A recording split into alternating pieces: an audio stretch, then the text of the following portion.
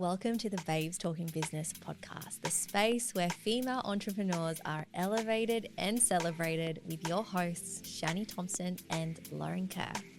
We're two best friends with over 10 years in business, a global impact and community of thousands. We've talked on stages around the world and have recently navigated the evolution of maiden to mother together. We're here to share the advice, the lessons, and the laughs along the way.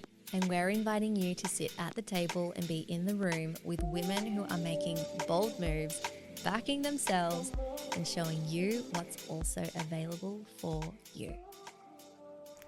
Hello and welcome back to the Babes Talking Business podcast. Today, I had the pleasure and honor of interviewing and having a soul chat with Monica Yates.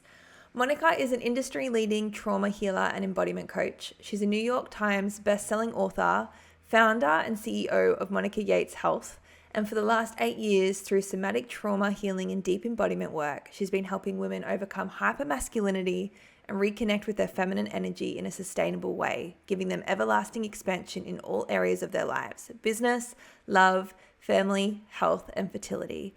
And in this episode, we got to talk about all the things. We spoke about her business journey, being in business for the last 10 years herself, the pivots, the lessons, the ahas in building that. We spoke about the transition from recently becoming a new mum, and also some of my favorite parts of her new book, Becoming Her, that really resonated with me both as a woman and a business owner.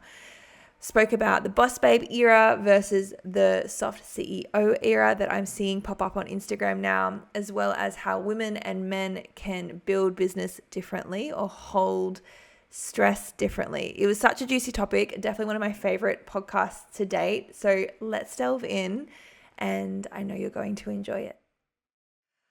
I am so honored and so excited to finally have Monica on the Babes Talking Business podcast with me today. And I had to press record because otherwise I was going to delve into so much so quick. So firstly, thanks for being here, lovely. Of course. Thank you for having me. I feel like my Australian accent's going to get thicker just after this hour with you. That always happens. Like all of a sudden I'm fully Australian again. Oh my gosh. Well, firstly, congratulations. You are a new mama as well. So I know you've had a little boy, Trip, I think only a couple of months after me. So is Trip 3 months now? Yes, 4 months? he's 3 months old today, actually.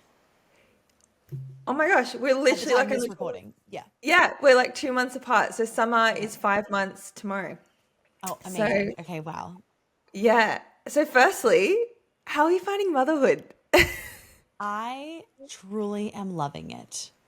And I know that not everybody can say that, but I also really set myself up for success from the get-go. Like I reprogrammed a lot of the motherhood narrative that's out there on social media.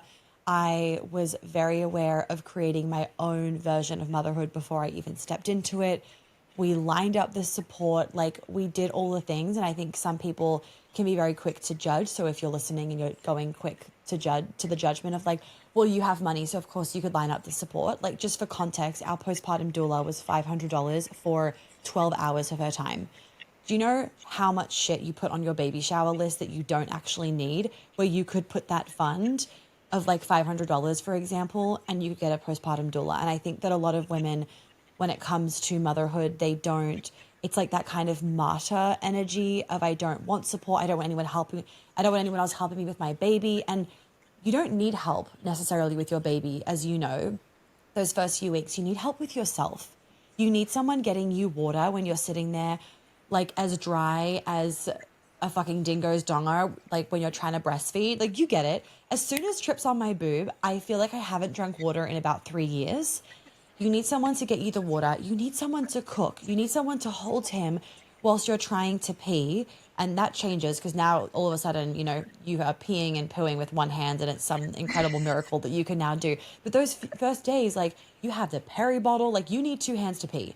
So you need someone holding your baby then. And so anyway, long story short, I have found motherhood to be obviously a challenge in that the patience that is needed is like nothing else that you will ever experience in your life.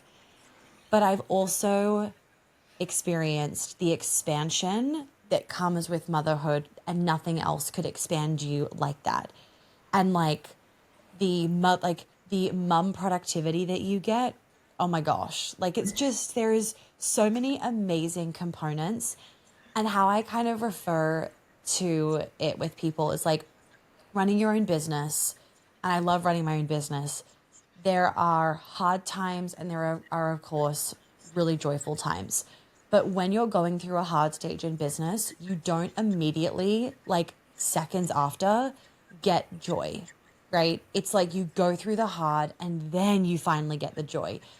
Whereas with your baby, it's so hard 1 second and then they give you a massive smile and everything just feels so good the next, you know? And so it's just the duality that exists like within the same minute is incredible. And I just feel, yeah, I feel amazing and I just love being a mum. It looks great on you. And I'm just having a little Thank giggle you. because my story literally on my Instagram yesterday was like, only motherhood can make you feel the full range of emotions before 7 a.m. Because I, Oh, yeah. I had a toddler that had like two tantrums, but like was 6. I had no sleep with summer. And then at like 6:45, they're both playing and they're looking up at me smiling and they're just playing so nicely together. And my heart was so full. And I'm like, oh my gosh, it's not Yeah. even 7 a.m. And I've ridden the whole waves of frustration, anger, joy, tiredness. What Yeah. am I doing? Oh, this is so perfect. Let's have another one. Yeah, I know. It's crazy, right? It's truly, yeah. But I have just loved it. And I also know that I'm not just like, you know, lucky in that sense that I think some people can jump to. I really did everything possible to set myself up for having this. And it wasn't just about money. A lot of it was just mindset Yeah. and just my energy going into motherhood and my energy in those early days postpartum. And everybody can do that. That doesn't cost a cent. If you're listening to this episode, then you can do it. Yeah, I love this conversation. And obviously, it's a business podcast. I'm going to get into business first, Yeah. but a lot of the women who listen to this are women, like they're women. And so most of us, not most of us, I don't want to talk for everyone, but I feel like the vast majority want to be mums or are mums. So I think this is an important conversation to kind of talk into because I know anyone who's followed me for a little bit, I share very openly. The reason I started my business 10 years ago is because I wanted to be a mum one day who didn't have to just sacrifice her job or her career or her income. But I have set myself up deliberately. So I have all this beautiful white space and have for the last 3 years now with kids at home. So like you said, it's not luck. When people look at us women and see us doing both, it's not luck. This was a decision I made 10 years ago to set myself up for this season. I know you speak really openly and honestly about that too. So before we kind of delve into that conversation, maybe for people who don't know you and don't follow you, can you share a little bit about your background and what your business is? Yes. Okay. So I won't go too into like my story because we'd be here for the whole episode. But if anyone wants to listen, you can go listen to my podcast and it's all there. But in a nutshell, what really got me to start my business, or not even start my business, what actually got me here is I used to hate being a woman. I was that girl at school that just really thought that we had the bad end of the stick. Men had it so much better. I hated men. I thought I was like being a good feminist by emasculating them all the time. And I just really was in that negative spiral of what it meant to be a woman. And part of it was just like at school, you're like not educated about, you know, I lived in Australia. So I was at an Australian school and, you know, sex ed class is just basically makes you feel like you can get pregnant looking at a boy and that your period is the most horrible time of the month. So it's like, okay, well, there's no positivity in some of the things that make us women, which is our cycle and then, you know, the ability to create life. There's just so much fear around it. Long story short, I lost my period and that was really what set me on like the trajectory of diving into what it means to be a woman and our cycle and getting my period back and all of that. And one thing kind of led to another and I got my period back not from supplements and diet and all that because I was already doing all those things when I lost my period. It was actually from being in a relationship with a really masculine man. And I intuitively was like, I think there's something to this. And I basically like found this research that men help women's progesterone, their hormones, like from their pheromones. And I really then delved into the energetic tie with our health as women. And that then led me down the kind of rabbit hole of trauma and feminine energy and masculine energy and all of that. So really my take on all of this, and this was like 10 years ago now. So I started my business then in 2018. So I've been doing this for a really long time. And my take on it is helping women to heal their trauma so that they can feel safe to be in their feminine. And when we're then in our feminine, we're in alignment. And from that place, we manifest with ease. Doing business becomes easier because we're just being ourselves. We're not being somebody else. And when I say being in your feminine, I also don't mean an arbitrary list of things that quote unquote make you feminine. Being in your feminine is actually doing what makes you feel so alive, so full of joy, and just that feeling of I am being my truest, authentic self. And that's going to look different in different seasons of life. And that feminine energy will look different to different women as well. So I don't want anyone thinking, oh, to be in my feminine means I have to like bake cookies in the middle of the day and be in like a floral dress. If that's what it is to you, then do that. But if being in your feminine actually means like running a business and wearing a power suit, then that's great. It's actually just about the energy of, are you in your feminine, is when you come home from a long day, can you soften, let go, switch your mind off? And the best way to determine whether you're in your feminine is when you're with your man or on a date, can you let him lead? And so then it's like, okay, so you can then be more in that CEO, boss energy at work, but can you switch it off? And if you can, then your baseline is feminine energy. For most women, they can't. I could not. So my baseline was like intense hypermasculinity because I was so afraid of being in my feminine. Yeah, I love your work so much. I think it's so important for women in business, which is obviously our audience. So there's so many questions I'm going to delve into this, and especially celebrating another thing of yours, your new book, Becoming Her. So I actually read this when it came out. Was it 5 months ago now? It was just before I had summer. I was reading it, I'm pretty sure. Yeah, I think it must have been about 5 months because it was just before my maternity leave. Yeah. So there's so much I want to delve into that I think is really relevant, and I can personally relate to as a business owner who's been in business for 10 years, and very similar to you, I definitely did build. And when I reflect on it, like the first 4 or 5 years of my business, I did feel very in my masculine, and it's been a transition I've kind of done the last 5 years in business. So yeah, I'm so excited to go into that. But as a business owner, not only do you help women in business, and obviously you have some really beautiful offerings for women outside of business too, but what with your business story, I'd love to delve into a little bit like that, because you mentioned you've been in business for 10 years now, which is very similar to me. And I've seen a lot of women come and go in business, and I know people, we're building online, so a lot of women look at our lives and they think it's all easy and it's all plus, but that's the whole thing with building online, right? Is they don't see life behind the scenes. And I think this podcast is a beautiful opportunity for women to get an insight into the businesses of these women that they admire and aspire to be like. So in 10 years of business, yeah, I'd love to know, has there been any times you wanted to quit in those 10 years? Every second day. Isn't that what entrepreneurship is? And like, you're not actually an entrepreneur if you don't multiple times a week, you're like, fuck this, I'm out, can't do it anymore. Like, that is entrepreneurship in a nutshell. Yeah, exactly. I'm like, when it comes, right. But when it comes to, have I actually wanted to? No.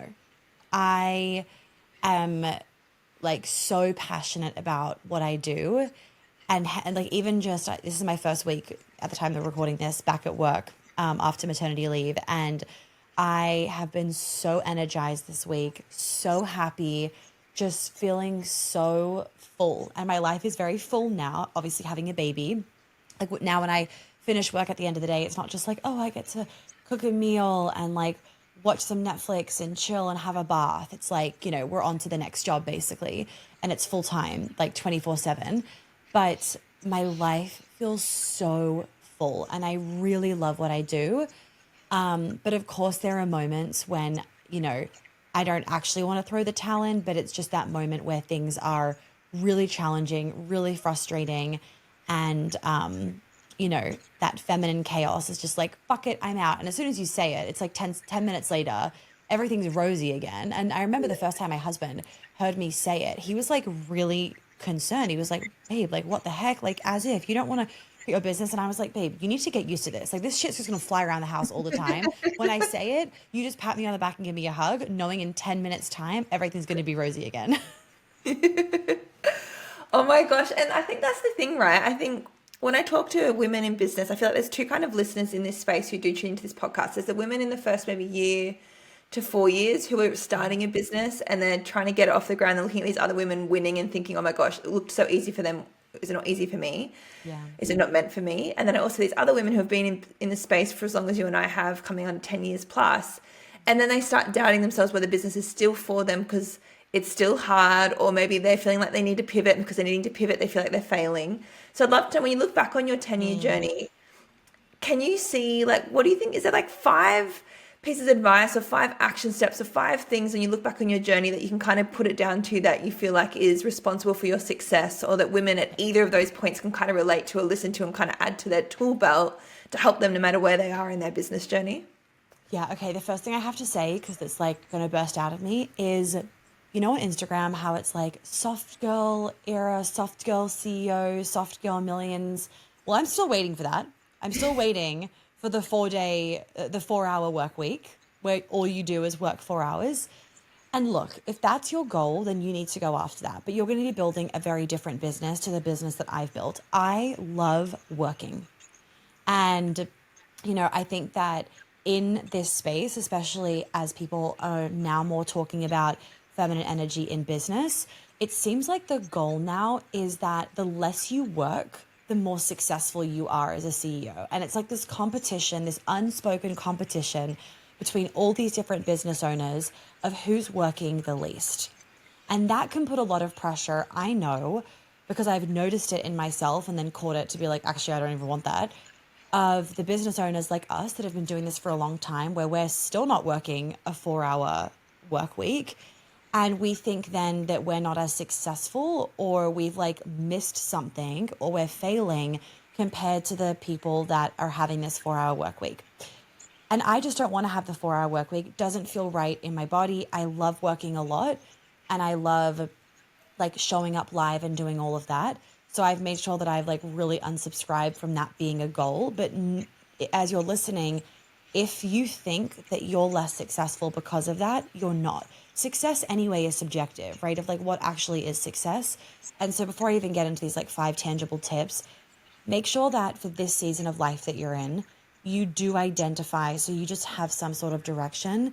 You identify what success looks like for you. So I know in the current season of being, you know, a new mum, my marker of success is not how much money can I make in a month. My marker of success is actually like, am I happy right now? Do I feel like I'm able to do a good job, and my idea of a good job between being a mum and running my business? Or do I feel like I'm sacrificing in one area?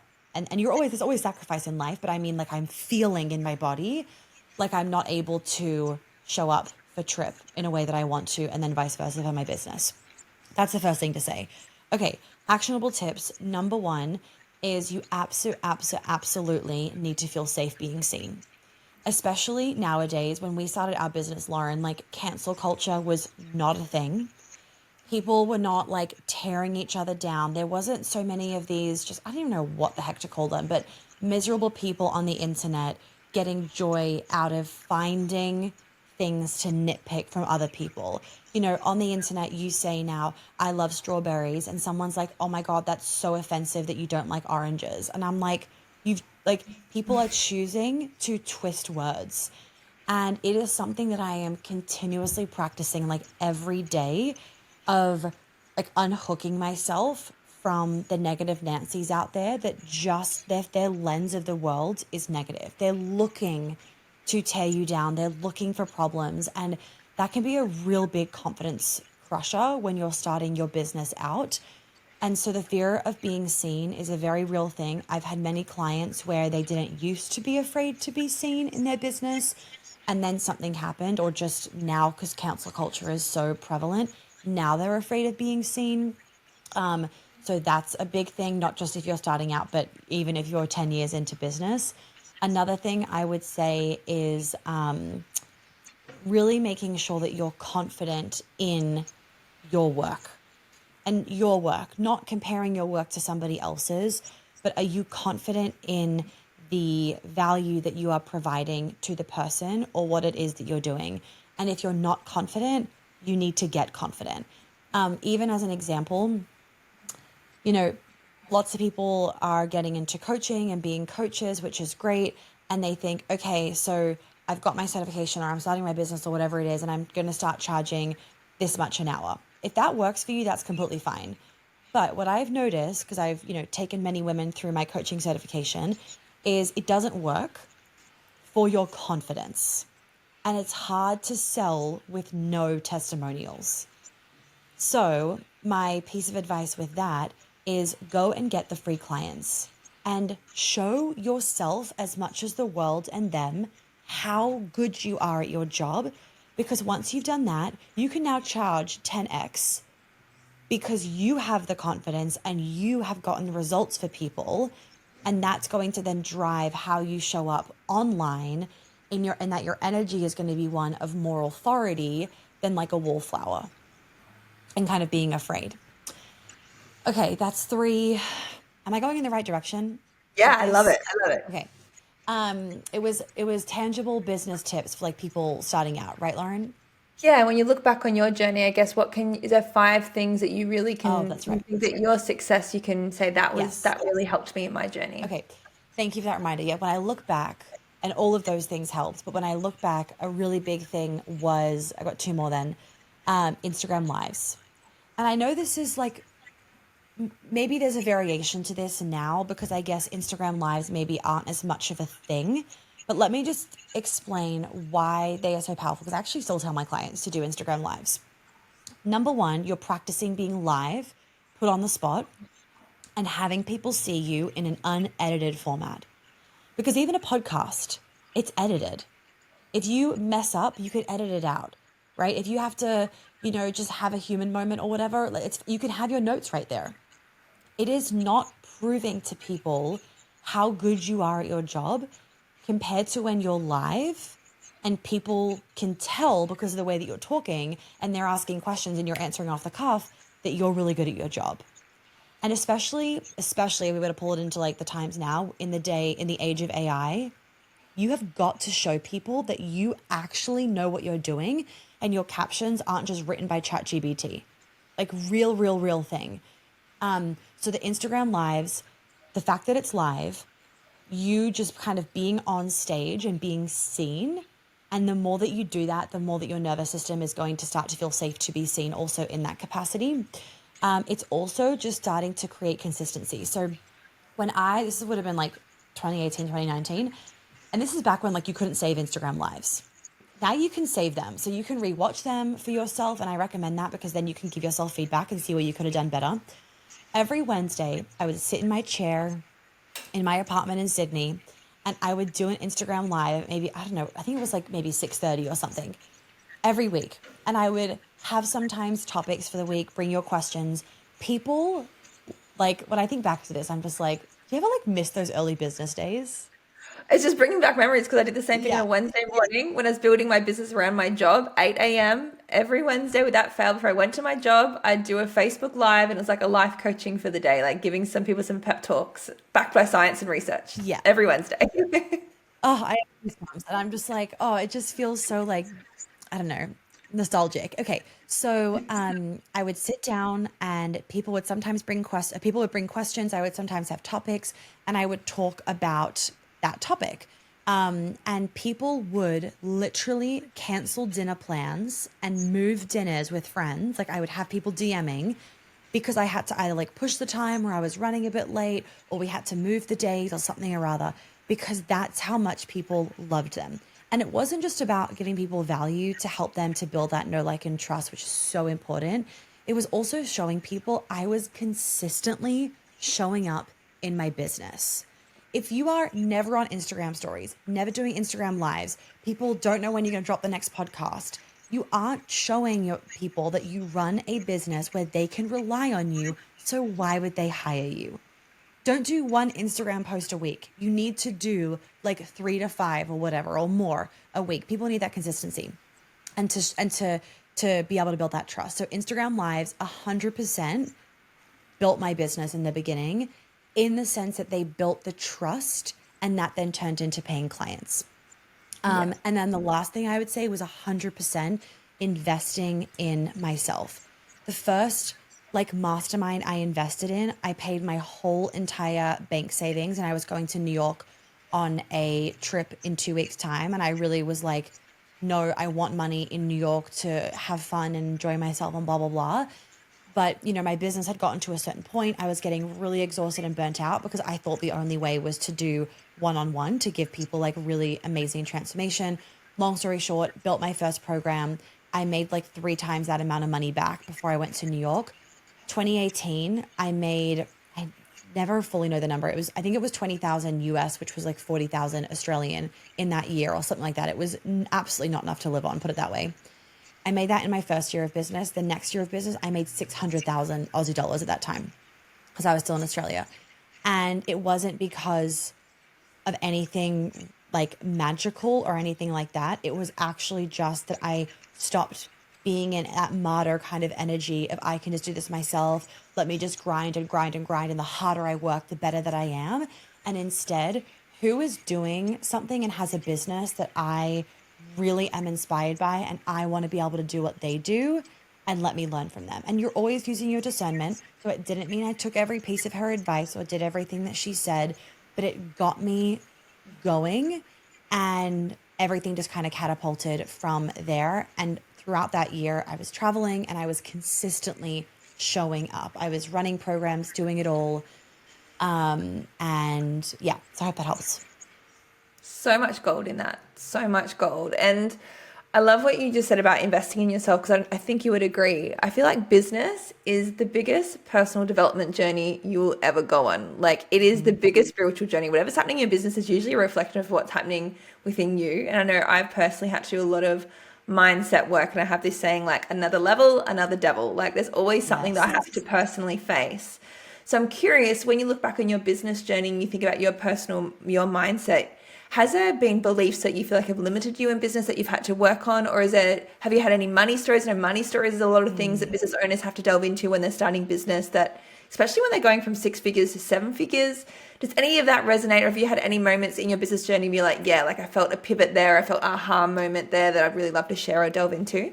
Yeah, 100%. I second what you said about like what's happening in your business is a reflection of what's happening, in your life. And on that note, what I was, where I thought you were going, so I want to kind of mention this first, is that people find it easier to invest in their business than invest in themselves personally, because they think, oh, it's a tax write-off. The money is just going to like actually tangibly come back because I'm going to get these offers and blah, blah, blah.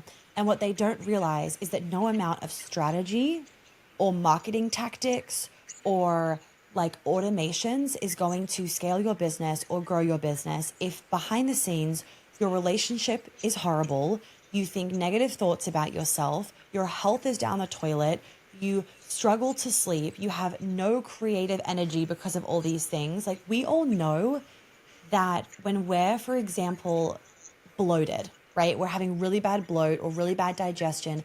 Do you feel like your most creative and sexy and magnetic self? Absolutely not. So as an example, if you're struggling with really bad gut issues, when I tell you that is going, like fixing that is going to blow up your business, I actually mean it.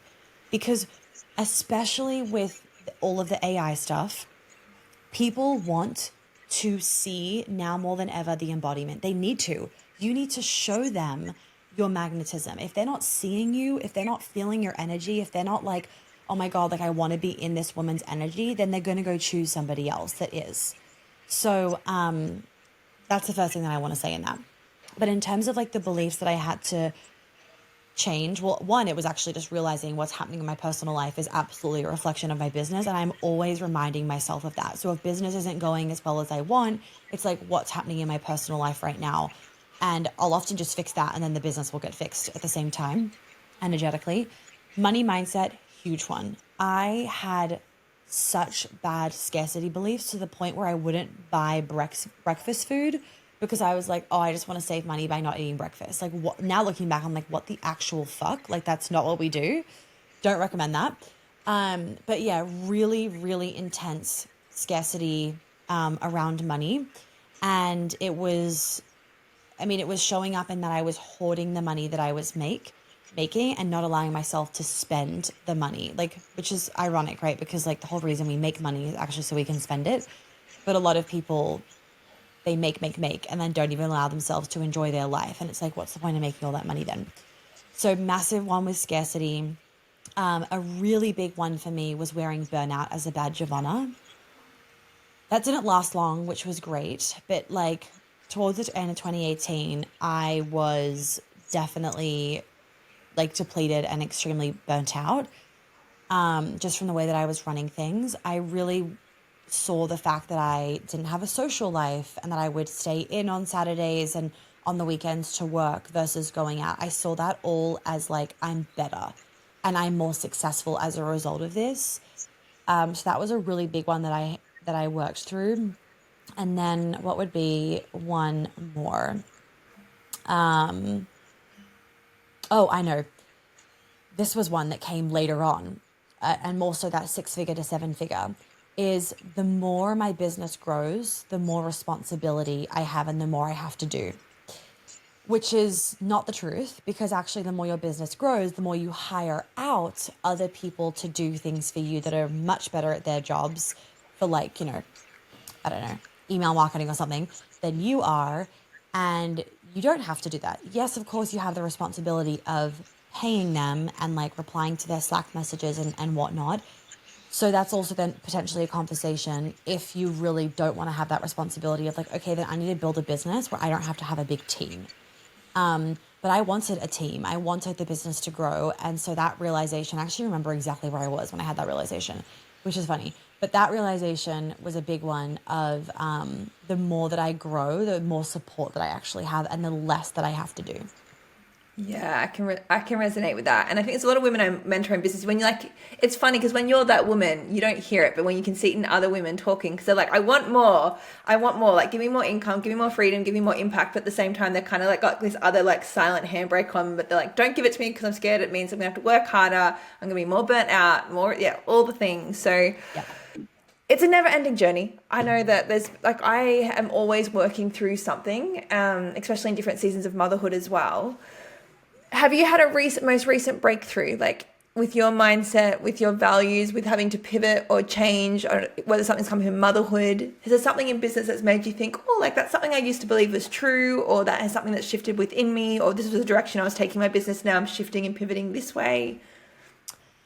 We are shifting and pivoting stuff with the business now that I'm a mum. We kind of started that even before I even fell pregnant because we knew that I was going to fall pregnant soon. But there's been no like, oh my God, the whole business is changing, blah, blah, blah. But there are some shifts happening with that. I would say that there hasn't been anything like major that I've recently like shifted my thoughts on or whatnot. But what I would say is that falling pregnant and like through pregnancy and also through motherhood is my level of trust and my ability to surrender in business is like tenfold. Because my intuition, like your intuition is so loud when you're pregnant. And then that obviously continues through motherhood. And so I've always used my intuition to guide business. Always, always, always. But when I would be using my intuition, there would be like a little bit of then my head coming in afterwards, if that makes sense. And I would just ignore it. Now it's full intuition, no head, which is actually really nice. Like I don't even have to I don't even sleep on it, or I don't even reply to the team member and are like, okay, yeah, I'll think about it. It's just like, no, or yes, love it, roll with it. And definitely motherhood has like essentially forced me to release more control and like trust team members. But I have also hired team members that I can trust. I really started hiring team members where like they were an expert in their field and they have extensive experience. And I stopped hiring younger women where I was like, I want to be your mentor. I want to give you this dream job, blah, blah, blah, because I was continuously being let down. So I stopped hiring younger women, even though I saw their potential, because like they weren't seeing their own potential or whatever the fuck it was. And also just like young people don't want to work apparently these days. That's also really fun. And I started hiring people where they've been doing this for like 10, 20 years. So I knew that like this was their passion. Yeah. There's so many threads I want to pull in what you've just shared. So many.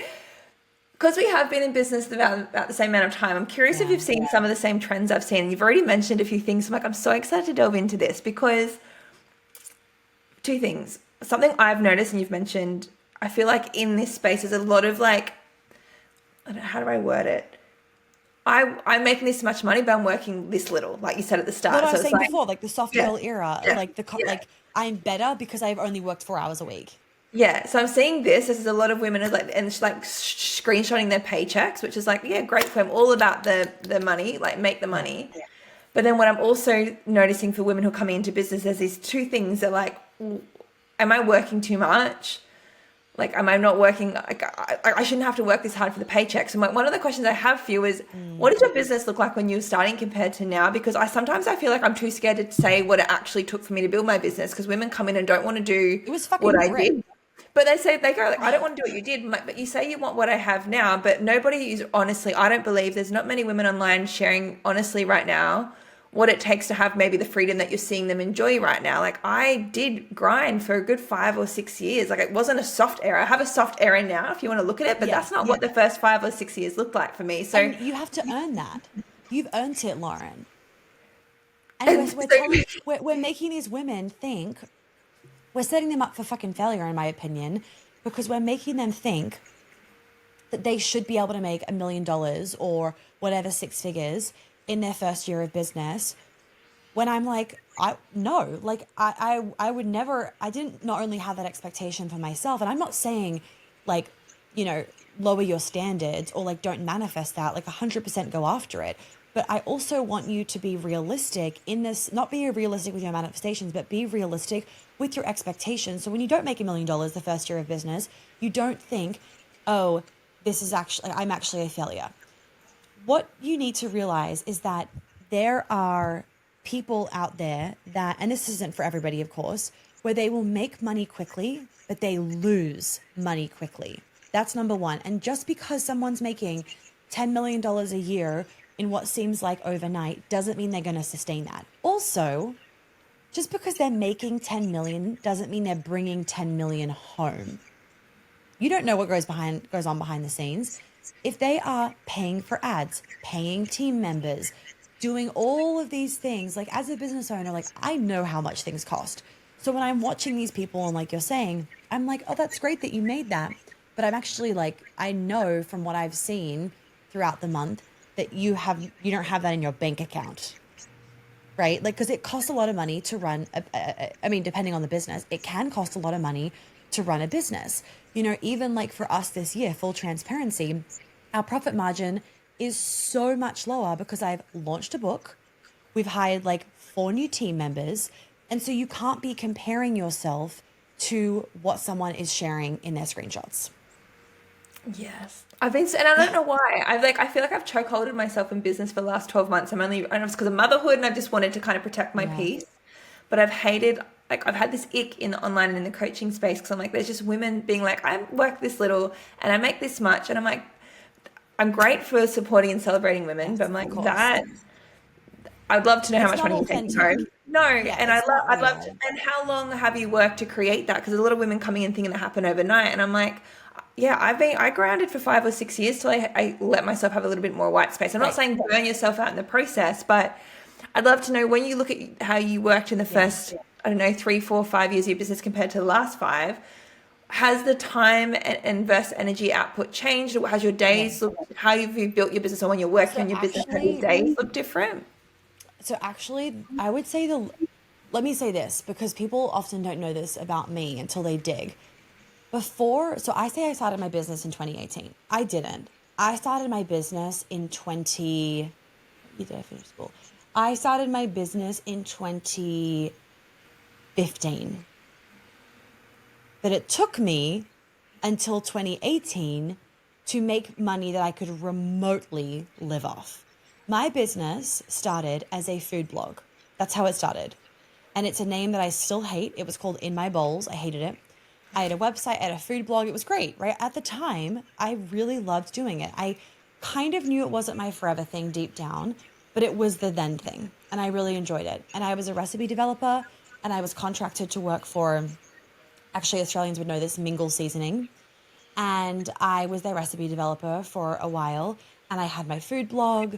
And, you know, when, what's that peanut butter in Australia that everybody has, like the clean one? Mavis? Yes, thank you. There was like a time when Mavis paid me like $100 to do 2 recipes for their website, and I was like, oh my god, I got paid $100. Like, it was so exciting, right?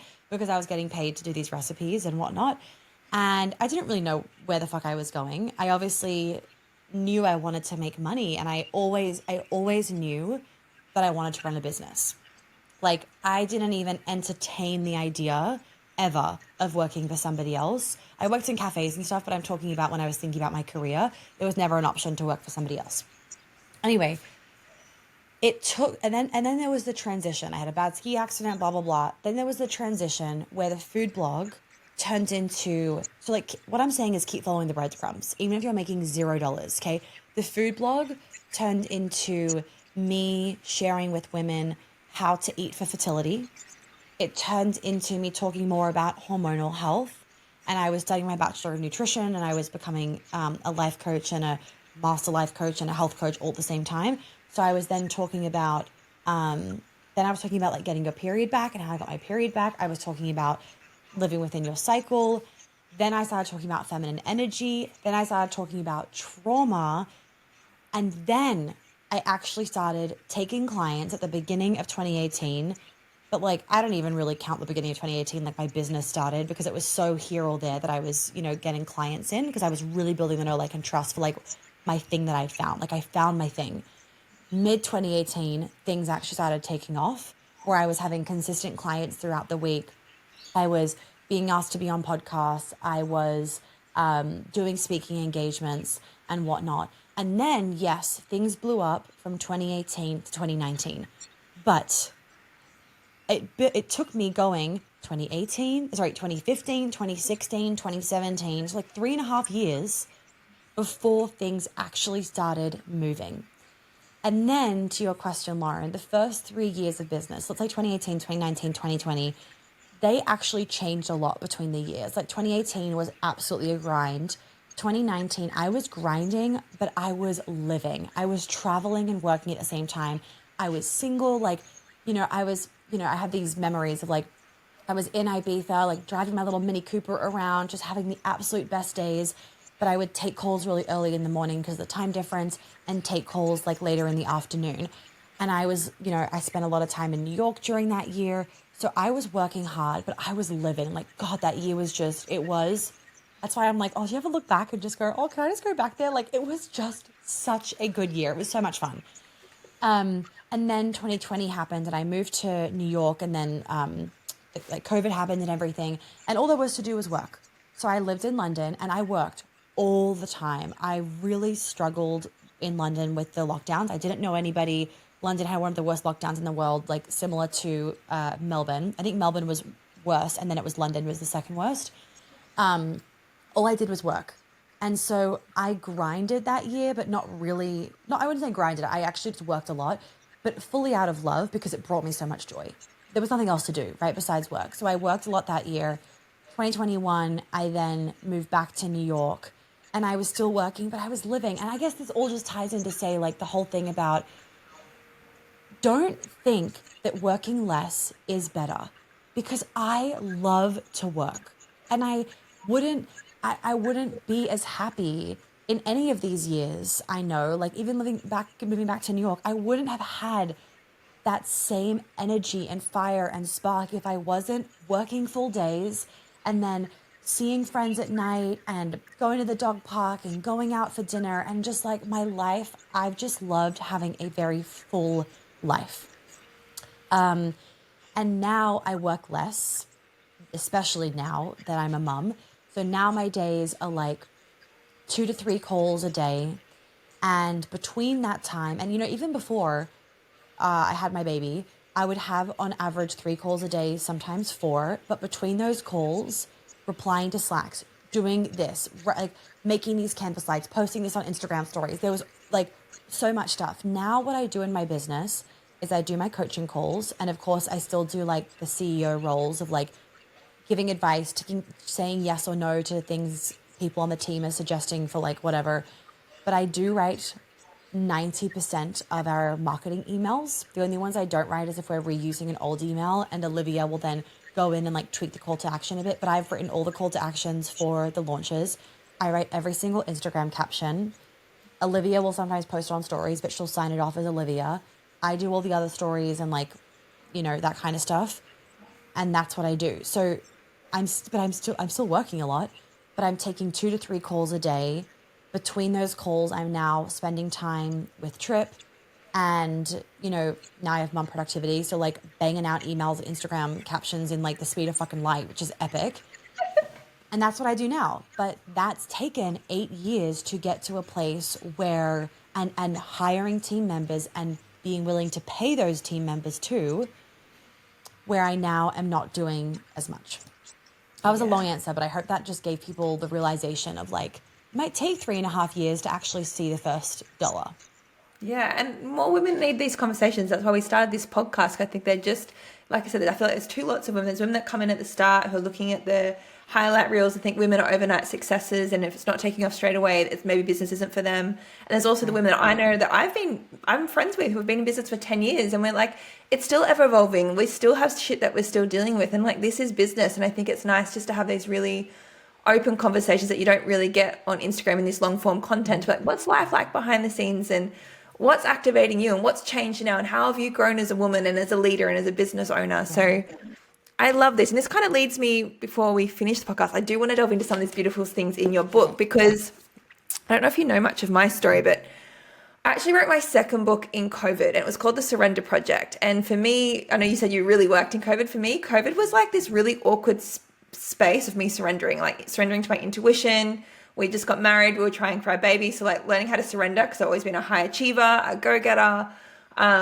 And it's a lot of time, because we travel a lot, and all our travel plans were cancelled, and I was at home. So I had all this time to think. And for me, I was sitting in a lot of discomfort, and so it inspired me to write this book, The Surrender Project, because it was like my own thoughts that were supposed to be private, but I was just like, you know what? I'm going to fucking write it in a book about it, because I think there's other women who must be thinking it. And there was so much in the book that I felt like I hadn't heard any other woman voice until I read your book a few years later, Becoming Her, and you articulate it so much better than I do. But you said something in here that I want to refer to, because this is what came up for me in this discomfort was this guilt around surrendering. I was like, why do I feel this guilt around actually not wanting anymore? Like, maybe I don't want to work 50, 60 hours a week in my business anymore. For me personally, that was no longer lighting me up. Like, what if I just want to be a mum? Like, why do I have such a guilt around maybe my vision and my values changing in this season? And you were talking about, and I had this realization too, because where I finally landed was I had this guilt that I had all this opportunity and things that my mum and her mum didn't have because of the feminist era before me. So I know that I felt like there was this obligation that I should squeeze the most out of life. And because I can do all the things, I should do all the things. And because I did grow up in this boss babe era, I felt like I should be the mum, and I should be the woman who's also making 6-7 figures, and I should do all the things. And there was just this guilt around actually acknowledging, you know what? Actually, I don't want any of that. And where did I buy into that? And you have this beautiful chapter in your book where you talk about the boss babe era and how feminism has kind of maybe taken us too far the other way, where feminism really was to let women have choices, but now women feel like they should choose all the things because it's available for them now. So I don't want to butcher this, because you talk about it way better than I do. But can you speak into this? Because I feel like I thought I was like an alien when I was going through these emotions, because I did build in the boss babe era, and I did grind, and I did hustle, and I did build in my masculine. And when I finally softened into my feminine and allowed a little bit more white space, a little bit more time for intuition, transitioned into motherhood, I felt a lot of guilt around, actually, you know what? I actually don't really want, and I know you're in a different season right now, you're really lit up by your business, and I still love business, but for me, it was really surprising how I just wanted to be a mum, and I felt real guilt around that. So I don't know, take that where you want to, but you do a really beautiful job at talking about that in your book, and I loved it. Okay, well, the first thing I want to say is, you just said before, I know you're in a different season. I don't want to take away from that of like me being lit up by my business. It's not a different season though. We're different people. Yeah. And I think this is the key thing, right? There's a couple things. Number one is that as women, as a human being, we go through different seasons of life. And in different seasons of life, what you want is allowed to change. And when we don't give ourselves permission to allow that to change, that's when we end up being bitter, resentful, and angry. Not what we want, right? It's also remembering that just because, for example, I love to work a lot and I am lit up by my business and doing like the mum thing and the business at the same time, that doesn't mean that that's better or like that you should look up to me for that if that's not what you want. So the whole point of the book and like the message in it is to realize that the woman that you want to be in this season of life is up for you to decide. And the feminist era and the boss babe era and all that, and actually when I say feminism, I should say like radical feminism is what we're really talking about, okay? That has caused women to feel like, here is the box, fit in it. And in that box, be the perfect wife and friend and mum and CEO or employer or whatever it is, and keep the house tidy and do this and do that. And like, don't complain and don't feel like it's too much and blah, blah, blah. And all these women are complaining about like the mental load and all that kind of stuff. And I'm like, the biggest tip for the mental load, FYI women, is actually to just let your man lead. Some of those tabs in your brain, they're not yours. Give those tabs to your husband, or realize he already has those tabs open in your brain and you're not trusting him to be able to execute on those tabs or lead in those tabs for you to close them in your brain. So really it's, yeah, like in terms of like the guilt that you felt, a lot of women feel that, correct, the obligation, it's people pleasing of, because my mum didn't have this opportunity, I have to have this opportunity, right? Or because my grandmother didn't, or whatever it is, or they fought so hard, then I have to be going out to work. The reason why, if you actually understand the history of feminism, they didn't fight for us to have to go and work or to be alone in the juggle of motherhood and work and all of that. They fought so that we could vote and open a bank account and, like you said, have choices. And my intention is for women now these days to feel empowered in their choice. And so the language of I'm just a stay-at-home mum, extremely detrimental, because it makes women think not just mothers, but also men, because that then programs them to think that being a stay-at-home mum is less than a woman that is working, as though there's some kind of like way that you can even compare the two. And you and I know I could never be a stay-at-home mum, because not because like being a businesswoman is better or anything like that. It is the hardest job in the world. The hardest, most patient, enduring, just full on 24/7. You can't just be like, I'm just going to go have a walk and like process after that meeting. You can't do that. You can't turn your slacks off. You can't end the day and just need a break. If you need a break, you are not in control at all, because you are like, your children are in control of you basically, especially when they're young. And so the whole just a stay-at-home mother, what it does is it proliferates this idea that anything that is more traditionally feminine has less value and weighs less value than those that are traditionally masculine. So for example, a lot of women will feel like if they're doing the laundry and they've cooked the dinner and blah, blah, blah, they're not doing as much as if their husband went to work all day, as though working has more value than folding the laundry. Now, we all need money, so we need someone to go to work. And again, it's not a competition. I'm not saying that folding the laundry has more value. It's that they both have value and they're just different. And we need to, as women and men, add value back into those feminine tasks. The value of playing with your children, the value of goosebumps, of folding the laundry or buying the groceries. Like, that is the most highly productive thing. Even the other day, actually, we were having this conversation because my parents are here looking after Trip as I transition back into work. And we were talking about us at the dinner table, and my dad was saying how like what he noticed, and he used to work very high up at a big corporate firm. What he would notice is that the men that were married to, that had like wives that were the stay-at-home mothers, they were a lot more successful. And I'm not saying that you have to do this, by the way, because like me and my husband don't do this, than when the wife and the husband working at the same time. Because somebody needs to run the house. Someone needs to create this nurturing home environment. And I won't go too down this tangent, but there's such a beautiful way that you can feel as a woman valued, but as a stay-at-home mother, or just in any of your feminine tasks, even if you're part-time stay-at-home mom, part-time working, but you have to value it first and foremost and get out of this idea that there's some obligation to your grandmother. She wasn't fighting for you to be miserable and burnt out and exhausted. She was fighting for you to actually be happy. It's so powerful. I just want to let everyone let that land for so many women, because my perception, I said it might not be the truth, but I just feel like what I know intuitively and what I'm seeing online, I think we are the first generation of women to feel this, because we are the first 100%. generation to have all the opportunities that we do. We're the first generation of women I've seen kill it with the boss babe era. I feel like a lot of women our age who started business at the time that we started business are now also coming to the point where they're having their first kids or their first children, they're transitioning to motherhood. And I know if I'm feeling it, and a lot of my friends who are in similar boats are feeling it, we need to have conversations about it, because a lot of the women that I hang out with are type A, we're very successful, we've built the businesses, we are high achievers.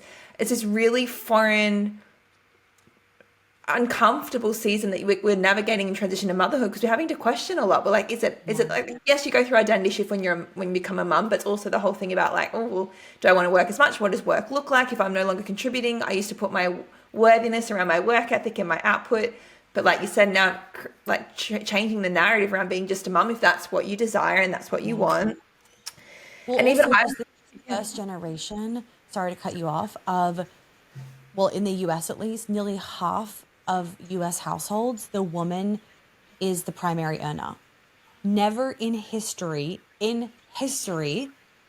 of the human evolution have women been, or nearly half of women, being the primary earner, or at least even earning a really good chunk of income that is needed for survival, to run the household, to get the kids to school, all that kind of stuff.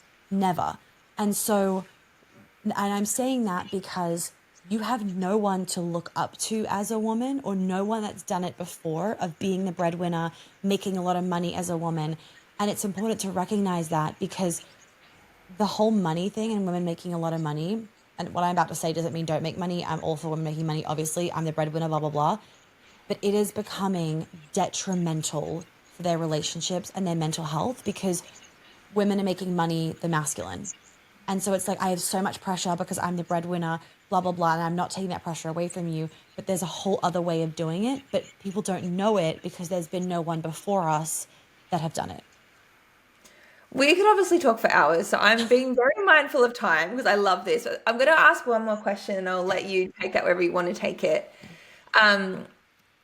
But so and I don't know if this will help any other women listening, because I guess the way I've kind of been navigating this is soaking up beautiful women like yours work. I listen to your podcast, I read your book, but also being very compassionate and curious myself, like I would with the clients that I coach. Like, what do you want, Lauren? If I have a hero of belief come up, like, I'm curious, why do you think that is? And something I've noticed in the last couple of years since I have just surrendered to my desires, which is not working as much. My income has definitely dwindled. So for any women who think I'm still making what I did and I'm working, literally, I'm the woman who works 5 hours a week. I make a great income, but my income has definitely gone down because I'm not putting in what I used to. And I'm honoring the season of being a mum of 2 under 3. That's where I want to be. And it's interesting because, like you said about how watching your husband, like I've watched my husband, he's got a business, and how that energy has shifted, because now I am taking care of the home. That's my main priority. I'm seeing him soar in his business and his company. And me just being curious, watching him grow and watching him do his thing, being like, that's interesting, because he can sustain it so much better than I did. Like, I'd be burning out if I was doing his hours. He gets up every morning, trains at 5:30. He does a 10-hour work day. And then I read this chapter in your book talking about the whole nurture nature thing, where men actually are wired to hold and maintain. They can hold more stress. They can do that. So I just want to let you maybe speak into how men and women are wired to work differently, and what are some suggestions you would give to women who do want to continue to thrive in their business, but how do they do that in a way that does honor their feminine? Because there is a lot of soft CEO stuff, and I'm like, what does that actually look like if you apply that to your business? Right, because like I am in my feminine, like, all the time, because that's just my baseline now, but I don't work. The answer is not you have to work less or like do less, because I do not do less. The answer is like actually just letting your man lead more. So think about, and then I'll kind of go into something else. So like even just think about what is on your mental load right now. And there's at least 5 things that you could pass off to your husband if you, 1, let go of control, if you, 2, trusted him, and if 3, you weren't addicted to always having to be the one leading and controlling. And like that's kind of where your nervous system has been wired. So that's the first thing that I want to say. I've lost my train of thought with the second one. Can you ask me the question again, Lauren? I think it was about how men and women work differently, and maybe how they have the capacity to hold more and deal with stress. Yes. Okay. Thank you. So when you are loving what you are doing, you are in your feminine. Whether that's 5 hours a day of work, whether that's 15 hours a day of work, but we need passion, right? We cannot, like, we've all, maybe not all, but like a lot of us, I'm sure, have worked those jobs that have just sucked the living daylight out of our soul. And no matter how much money we're making, we can't keep doing it. Because our number one need in life is love and connection. Men's number one need is passion and purpose. Now, a man, it's funny how men, and I'm not talking about your husband, but like other men, can do jobs that they don't like. It's not their soul's mission. It's not like lighting them up. But what lights them up is knowing that they are providing for their family and putting food on the table. That is how they are wired. And so for, and this isn't for everybody, but I've been interviewed by a lot of women that are the breadwinners, or they were the breadwinners. And the thing that was causing them to get really burnt out, it wasn't being the breadwinner. It was feeling like, they were responsible for all the money, for keeping the roof over their head, even if they were hating things. But they weren't giving themselves permission to change things because it was like, well, I have to keep the roof over their head, over my family's head. And that can only last so long. Whereas that purpose of I am here to provide and protect, which is not our purpose as women, our purpose is more of that nurturing. Men can keep doing that. I mean, I look at my dad and I'm like, you did that for a very, very, very long time before you actually started to shift into like doing work, which really is only been the last few years. And like, he doesn't have to look after us anymore, right? Doing work where he actually enjoys more because he got purpose from knowing that he was the one sending us to school, putting us through good education, and blah, blah, blah. Men will burn out more so when they're actually doing too much, but I'll go into like they actually can do a lot more than we can. Whereas women will burn out when they don't have enough joy in their lives. It's not just about doing a job, it's not just about working too much causes you to burn out. It's actually about doing too much of what you don't love. So hiring is really important, that support. I mean, we know that in motherhood and we know it in business. Support is absolutely everything for the feminine nervous system. So when it comes to hormonally, the reason why women cannot hold as much stress before we basically break down is because when our bodies go into that fight or flight response, it takes away from our progesterone stores. And because in order for your body to make cortisol, it has to take away from pregnenolone. So it takes away from your progesterone stores. And then that's going to show up as like basically to keep the short raging PMS if you have really low progesterone. And being more irritable and all that kind of stuff during that phase of your cycle. So our body literally tells us, you have done too much. You have pushed it. And this isn't like a woo-woo thing I'm pulling out of my ass. This is like full science, right? Men don't have the same thing. When men are stressed, now there is a limit, there is an upper limit, but when men feel that like purpose and that good stress and they're going and they're hustling, it increases their testosterone. That makes them more of a man. Like if you need your man, because low testosterone is a full thing right now, to increase his testosterone, go tell him to have more boy time. Go tell him that he can stay at the office later. Let him be a man and he will then be a man and absolutely thrive.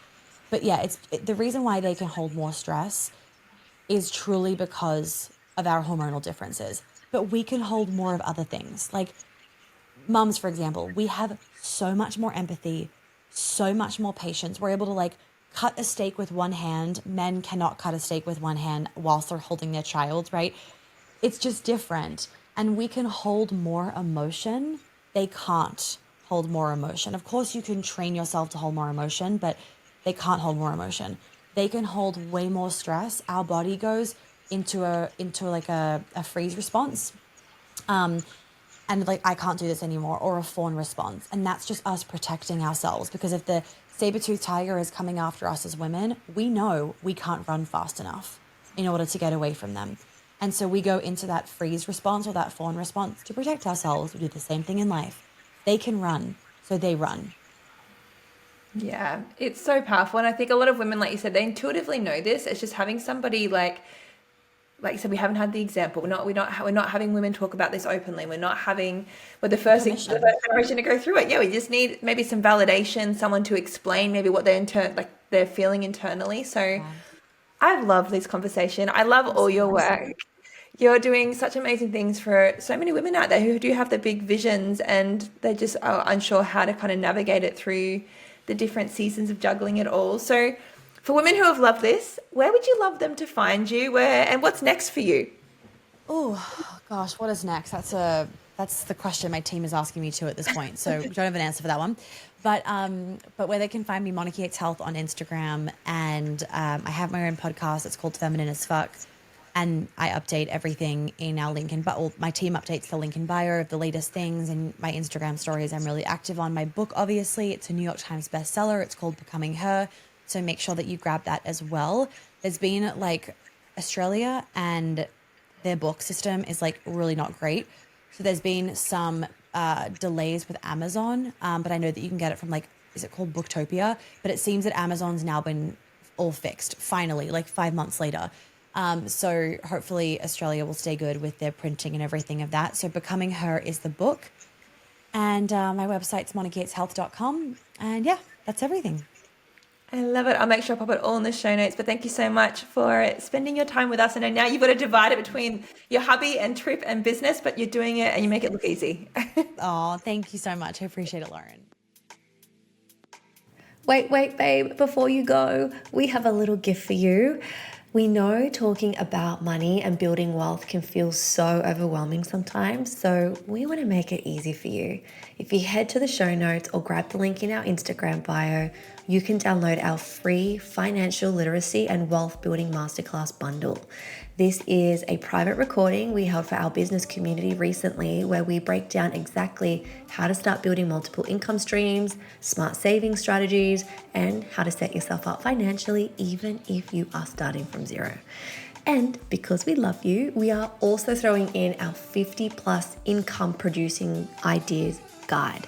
Yep, you heard that right. Over 50 different ways that you can start creating an income in today's world, including both quick cash ideas and our top 3 residual income streams that can help you make money while you sleep.